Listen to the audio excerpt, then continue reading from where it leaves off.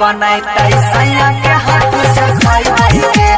गरम गरम रोटी बनाई सैया के हाथ से खाई के नाना तो हमर कोल चलाई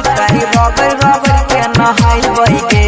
नाना दो से हम कोल चलबाई के रगड़ के नहाई के गरम गरम रोटी बनाई सैया के हाथ से खाई के गरम गरम रोटी बनाई सैया के हाथ से खाई के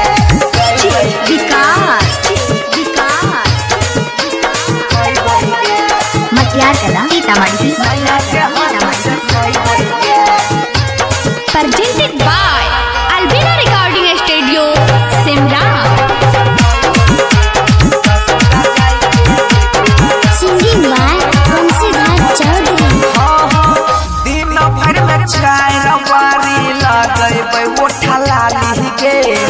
नाक में नथिया गोर में पायल कान में पिन्हबै बाली के दिन भर में चाय रवारी लगेबै ओठा लाली के नाक में नथिया गोर में पायल कान में पिन्हबै बाली के कर के 16 सिंगार अपना राजा जी के लोग के 16 सिंगार कर के अपना राजा जी के लोग के गरम गरम रोटी बनाई सैया के हाथ से खाई के गरम गरम रोटी बनाई सैया के हाथ से खाई के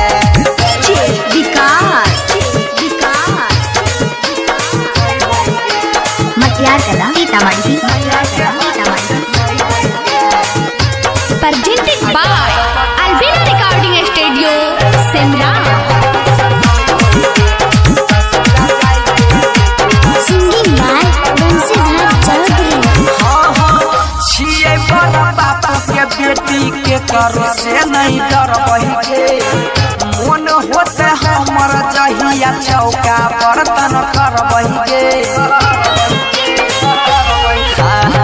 छिए बड़ा बाबू के बेटी के करो से नहीं डर के मन होते हमर जहिया चौका बर्तन कर के सोनू बंसीधर देवरवा से न हम शरमाई के सोनू बंसीधर देवरवा से न हम शरमाई के गरम गरम रोटी बनाई सैया के हाथ से खाई के जाई के ससुराल देखी नया बड़ी कितना हम मोटाई के नाना तो हमर कोल चलाई रगड़ रगड़ के नहाई के नाना दो से हम कोल चलबाई के रगड़ के नहाई के